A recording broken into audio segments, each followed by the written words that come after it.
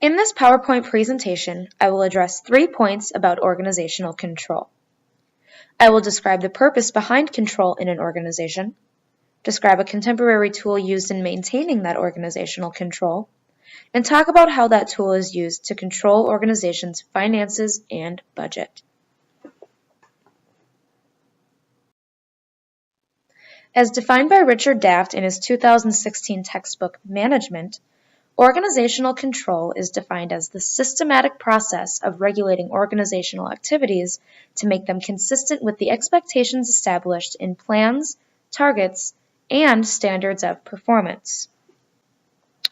Douglas S. Sherwin stated that the essence of control is action which adjusts operations to predetermined standards, and its basis is in the hands of the managers.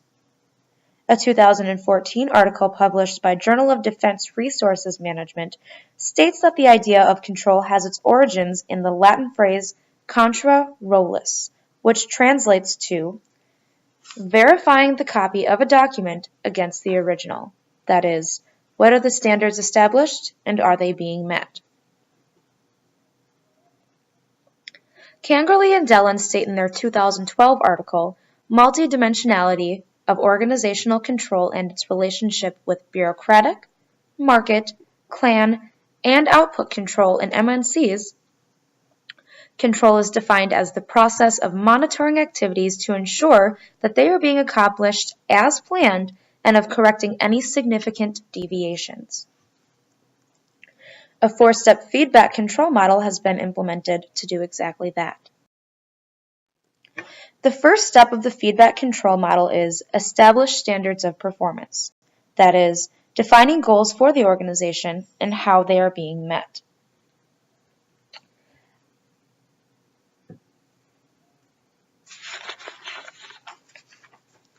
The second step is measuring actual performance. In his textbook, Daft states, most organizations prepare formal reports for quantitative performance measurements that managers review daily, weekly, or monthly. Managers should take care, however, that they are not generating reports just because they have the data to do so. These measurements should be related to the standards set in the first step of the control process, and the report should be designed to help managers evaluate how well the organization is meeting those standards.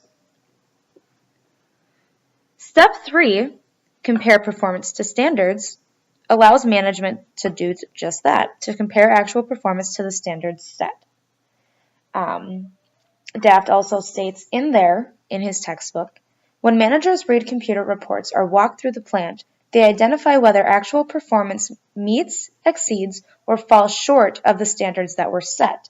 Typically, performance reports simplify such comparisons by placing the performance standards for the reporting period alongside the actual performance for the same period and by computing the variances, that is, the difference between each actual amount and the associated standards.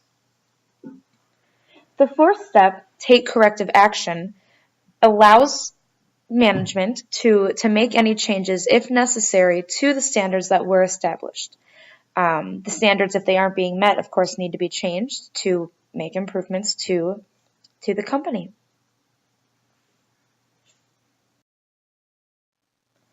There are many tools used to maintain organizational control and make sure that expectations are being met. One of those tools is called a balanced scorecard. The balanced scorecard, as defined by Daft in his management textbook in 2016, states that this balanced scorecard is a comprehensive management control system that balances traditional financial measures with operational measures relating to a company's critical success factors.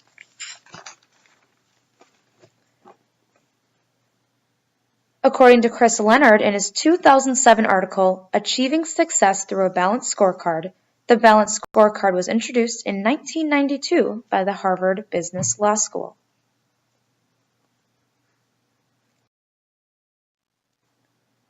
The balanced scorecard is made up of 4 perspectives. Atkinson and Epstein stated in their September 2000 article that, the article being Measure for Measure, that those 4 perspectives are financial, customer, internal processes, and learning and growth.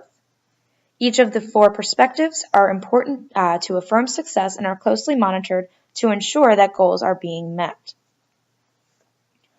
Financial performance, or perspective 1, in DAF's textbook states that the financial performance perspective reflects a concern that the organization's activities contribute to improving short and long-term financial performance. It includes traditional measures such as net income and return on investment. Perspective 2, relating to customers and customer service, states that these customer service indicators are measured of information such as how customers view the organization and customer retention and satisfaction. These data may be collected in many forms, including testimonials, surveys, etc. Internal processes, or perspective 3, in DAF's textbook states that the business process indicates focus on production and operating statistics. For an airline, for example, business process indicators may include on-time arrivals and adhering to safety guidelines.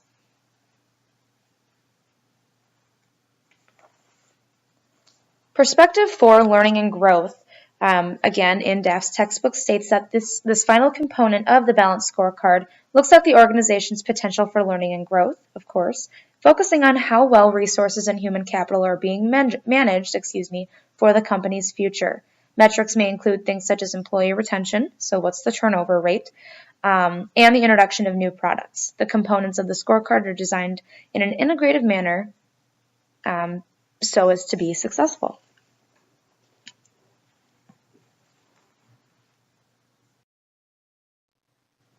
Financial and budgetary controls are important elements of the business success and are coordinated in with the financial performance perspective of the balanced scorecard. DAF states that the financial performance perspective is relevant to how an organization's activities, again, contribute to improving their financial performance, as stated in the financial perspective of the balanced scorecard. Budgeting and financing allows you to track that. Budgeting allows a firm to set targets for their expenditures, monitoring those results using financial statements such as a balance sheet, which shows the firm's financial position with respect to assets and liabilities at a specific point in time. Now, those assets and liabilities being loans, for example, or an income statement that summarizes a firm's financial performance for a given time interval, generally annually.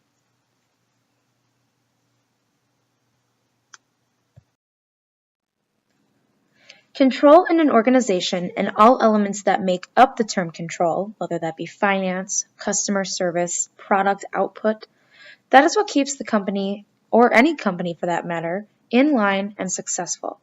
To have tools such as the balanced scorecard, which does measure the different components that contribute to how well a company does, both financially, again, with the customer service, internal business processes, etc., ensuring that these components are being met, both financially, otherwise, it ensures that the goals are being met and that they are being met in compliance. And if not, they are being evaluated and improved to keep the doors open.